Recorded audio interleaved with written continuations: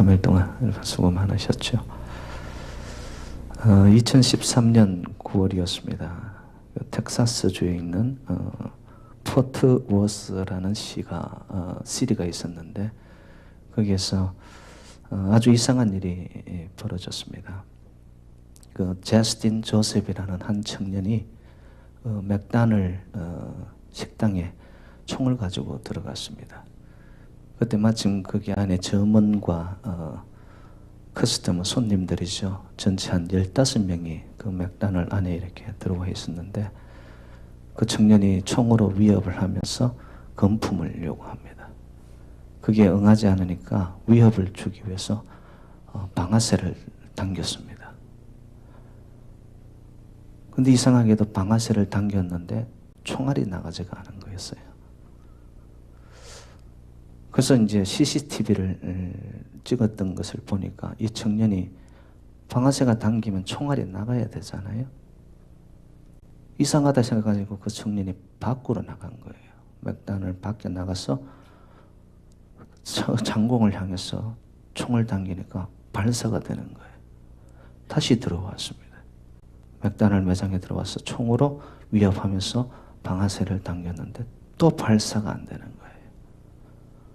다시 한번 나가서 총이 잘못되었는가 확인하면서 방아쇠를 당겼는데 밖에서는 방아쇠가 당겨지는 거예요. 그러는 동안에 신고가 들어갔고 경찰이 와서 그 저스틴 조셉이라는 청년을 잡았습니다. 그런데 이 청년이 잡혔다는 소식을 듣고 그 어머니가 경찰서로 온 거예요. 그래서 그 청년을 보는 순간 어머니가 그를 와락 안으면서 하나님이 나의 기도를 들으셨다 그러는 거예요. 그 청년은 총으로 사람을 위협하면서 금품을 요구하며 강도를 했지만은 아무도 다친 사람도 없었고, 근데 이제 그 청년을 가슴에 안고 어머니가 이런 말을 했습니다. 어젯밤 나는 너를 지켜달라고 기도했단다. 나는 이런 기적이 일어날 줄 알았어. 이렇게 그 청년을 안고 어머니가 울면서 그렇게 고백을 한 거예요.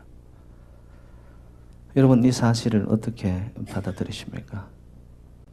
아니, 목사님, 그 뭐 우연의 일치죠. 근데 여러분 아십니까? 기도하지 않으면 그 기적 같은 우연도 일어나지 않습니다. 믿음의 백성들에게 기도는 우연이 아니고 이거는 하나님의 필연적인 결과입니다. 여러분, 한국에 잘 아시는 국민 여배우 김혜자 씨 아시죠? 지금은 남대문 교회 아주 신실한 권사님이십니다. 그리고 월드비전이라고 해가지고 아프리카에 있는 난민들의 그 먹지 못하는 가난 속에 굶주려 있는 아이들을 위해서 그의 삶의 몇 퍼센트를 하나님께 드리겠다 해서 월드미션 대사가 되어서 아프리카를 돌아다니는 아주 신실한 크리스찬이 되었어요. 근데 이 김혜자 씨가 예수를 만나기 이전에 처음 아기를 가졌을 때 그 입덧이 엄청 심했다고 그럽니다. 그래서 옆에 있던 남편이 입덧을 없애고 잡기 위해서 담배를 한번 피워라 이렇게 이야기했던 거예요. 그때 시작된 이 담배가 이 김혜자 씨가 한 30년 골초가 되어버린 거예요. 흡연하는 정도가 아니라 A형가가 되어가지고 많이 필 때는 하루 담배 5갑에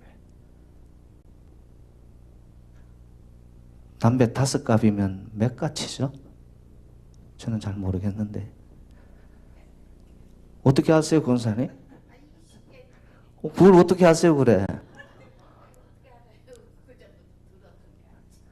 5갑을 피면은 한 100가치예요, 100가치. 근데 그거를 그냥 뭐 흔히들 하는 이 볶음 담배를 피는 게 아니라 폐까지 들이마시는. 근데 여러분, 30년 골초로서 살아왔던 이 김혜자 씨가 어느 날 아침에 일어나면서 습관적으로 담배를 물은 거예요. 근데 빨아들였는데 평소에 자기가 맛봤던 그 맛이 아닌 거예요. 하도 이상해가 다시 불을 끄고 다시 그 불을 지펴서 피웠는데도 이전의 맛이 안 나는 거예요. 너무 이상해가지고 1997년에 그의 딸 고은 씨라는 사람이 미국에 유학을 왔었습니다. 그날 아침에 담배 맛이 달라져가지고 너무 놀라서 김혜자 씨가 미국에 있는 딸에게 전화를 한 거예요. 고은아, 너무 이상한 일이 생겼어.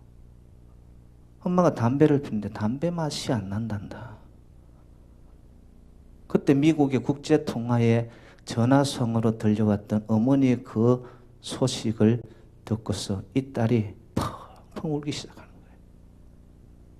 왜 울었냐? 이 딸이 미국에 와서 혼자 공부하면서 예수 그리스도를 뜨겁게 영접한 거예요. 만난 이후에 담배 때문에 병들고 힘들어하는 엄마를 위해서 기도하기 시작한 거예요. 그것도 작정 100일째 기도를 하는데 전화를 받은 날이 98일째였다는 거예요. 하나님 내 기도를 들으셔서 하나님 살아계셔. 하나님 감사해. 그 딸이 그래 고백을 하니까 그 이야기를 들었던 김혜자 씨가 소름이 끼쳐오는 거예요. 그래서 그의 인생이 달라지기 시작한 겁니다. 여러분, 우연입니까?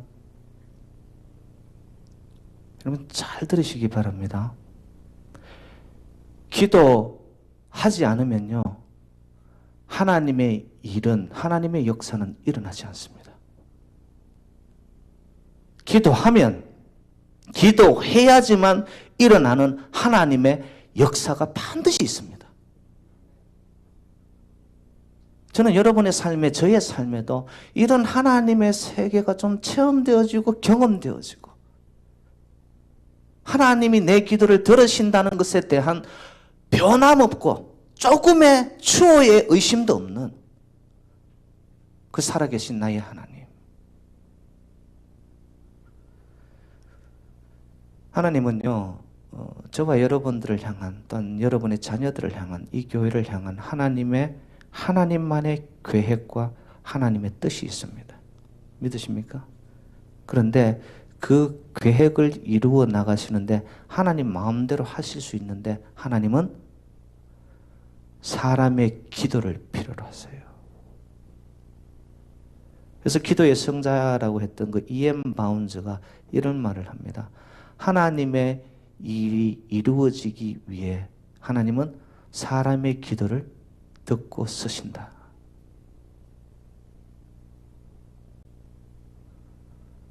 그럼 저와 여러분의 반드시 하나님이 가지고 계신 하나님의 비전이 있습니다. 지금 이 모습 이대로 우리를 두시는 게 아니에요. 오늘 본문의 배경은 기원전 약 한 597년 정도 되었을 때 하나님의 백성인 이 유다 백성들이 바벨론의 포로로 잡혀갑니다. 여러분, 포로 생활은 생각을 해보세요. 자유도 없고 억눌린 삶에 정말 마음 한쪽 구석에는 늘 어려움을 느끼면서 어찌해야 될지 모르면서 자기 스스로가 이렇게 불안해하며 떨며 있는 그런 생활이잖아요. 그런데 거기에 하나님이 계획을 넣어 놓으신 거예요. 오늘 보면 읽지는 않았지만 7절 10절에 보면은 70년이 차면 이런 표현이 있습니다. 바벨론 포로 생활에서 70년이라는 세월을 다 거친 이후에 하나님께서 그 백성을 향한 하나님의 계획을 말씀하는 거예요. 그래서 성경을 볼 때 여러분들이 이스라엘 백성들이 죄를 지어서 하나님이 재앙을 내려서 바벨론 포로로 그 인생 밑바닥으로 하나님이 그냥 처박아 두셨다. 이렇게 성경을 보면은 여러분 성경 속에 있는 하나님의 그 본심을 놓치는 거예요. 바벨론 포로로 잡히게 하신 그 뜻은 받더니만 재앙이 아니고 그것을 통하여 하나님과 멀어졌던 이스라엘 백성들을 하나님께서 회복시키는 방법으로 계획을 통하여서 하나님 앞으로 돌아오게 하는 거예요. 돌아오게 하는 거예요. 그래서 이러한 포로 생활을 통하여 이스라엘 백성들은 자기를 돌아보는 거죠. 자기 성찰, 자기 발견, 그런 기회를 삼아서 하나님 앞으로 인생의 방향을 돌리기 시작하는 겁니다.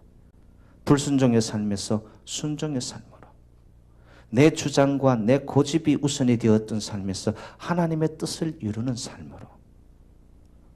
왜요? 축이 바뀌어지는 거예요. 축이. 거기에 하나님의 계획이 있으심을 그때는 몰랐는데 그 포로 생활을 통하여서 이스라엘 백성들이 걸음을, 생각을, 중심을 바꾸어 돌이켜서 하나님을 바라보기 시작할 때 하나님은 역사하는 거예요. 여러분 본문 11절에 보면은 너희를 향한 나의 생각은 재앙이 아니고 평안임을 믿으십니까? 하나님의 백성들을 향한 하나님의 계획과 하나님의 뜻을 부어둔 하나님의 백성들을 향한 하나님의 생각은 결코 재앙이 아니라는 거예요. 평안이요 미래와 장래와 희망을 주려 함이니라. 하나님의 뜻은 거기에 있는, 이게 하나님의 진짜 배기 마음이더라는 거예요. 그런데 이 하나님의 계획을 모르고 살아가는 자들은 내 현실만 바라보는 거예요. 포로 생활 이거 어떻게 하루를 살아야 되냐. 내 이 힘겨운 이민 생활 이거 하루 살기도 너무 벅찬데 왜 내 인생 속에는 이렇게 산재안의 문제들만 둘러싸여 있고 나는 우겨쌈을 당하면서 살아야 되는가? 왜 이렇게 수렁의 골덩이에 나를 밀어 넣으셨나? 이러면 믿음이 없는 사람이죠. 그 속에 반드시 하나님이 가진 계획이 있고 하나님의 뜻이 있고 하나님의 플랜과 비전이 있다는 것을. 근데 그 계획과 비전을 보기 위해서 어떻게 하라고 합니까? 기도하라는 거예요. 기도하라는 거예요. 여러분 본문 12절 우리 한번 가봅시다.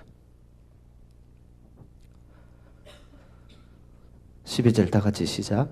너희가 내게 부르짖으며 내게 와서 기도하면 내가 너희들의 기도를 들을 것이요. 제가 이 말씀을 준비하는 가운데 저한테 자꾸 하나님이 들려주시는 음성이 뭐냐? 네가 내게 기도하면 내가 너 기도 듣는다 이러시는 거예요. 12절 말씀은 여러분 말씀 그대로 한번 붙잡으세요. 보세요. 기도하면 내가 너희들의 기도를 들을 것이며. 아멘이십니까? 기도하면 들으신다는 거예요. 하나님은. 하나님의 그 계획, 하나님의 평안, 하나님의 미래와 장래와 희망을 향한 하나님의 그 비전이 언제 보여지느냐? 기도하면 하나님이 들으시고 그 하나님의 뜻을 우리에게 보여주기 시작하는 거예요. 이래서 기도가 능력이 되는 거예요. 이래서 기도는 우리의 살 길이에요, 여러분. 저와 여러분들도 이 말씀 그대로를 한번 붙잡고 기도하시기를 바랍니다. 나의 작은 신음 소리일지라도 기도하면 하나님 어떤 하나님이세요? 전능자 여호와 하나님, 창조하신 하나님. 오늘 저희들 찬양 불렀잖아요. 주님의 높고 위대하신 그 하나님, 내가 알지 못하는 그 놀라운 세계를 창조하신 그 하나님의 역사가 내가 기도하면 그 기도대로 하나님이 들으시고 하나님은 움직이십니다. 하나님은 일하십니다. 하나님은 이루십니다. 하나님은 반드시 역사를 베푸실 줄로 믿습니다. 기도의 능력이에요. 기도의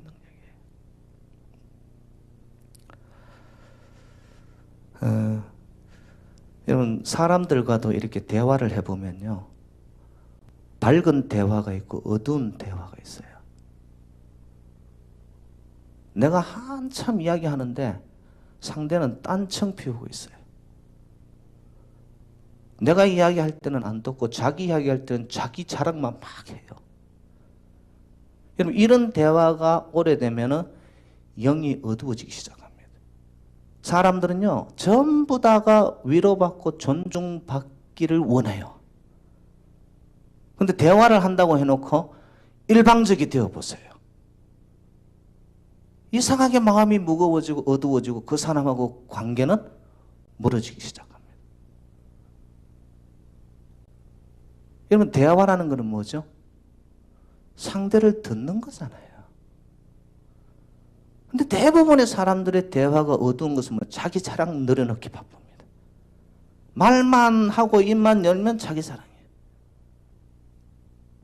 듣기 싫어 죽겠어요.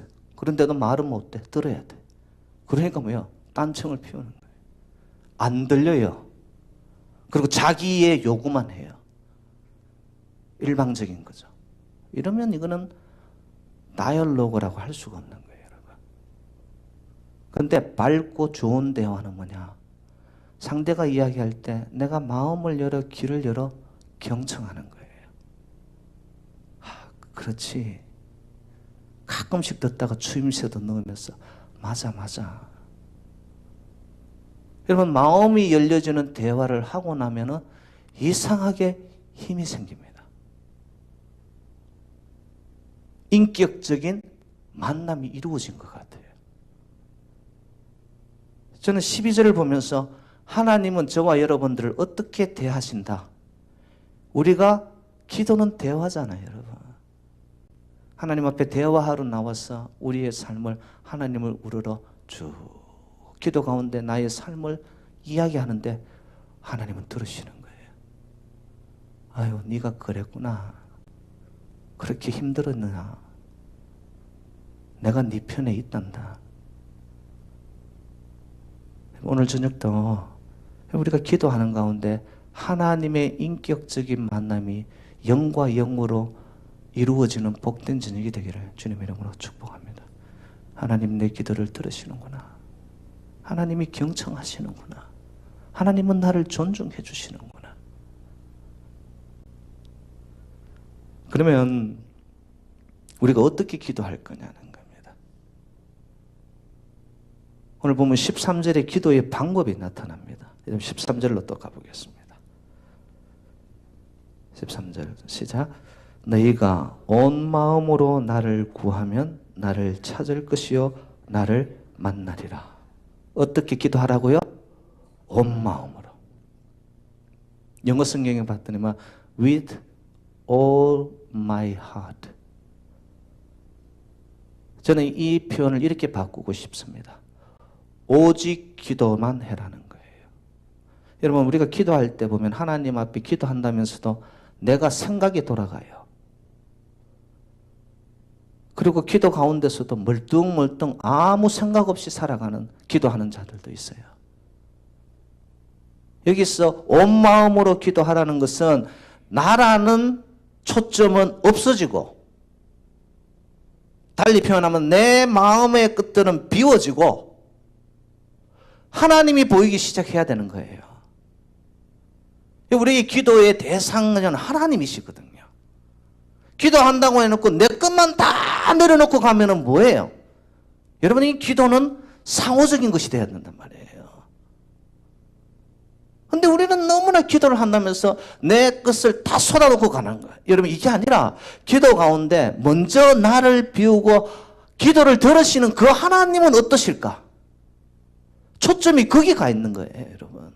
온 마음으로. 하나님이 나를 통하여 이루시는 것은 뭘까? 뭘 원하시지?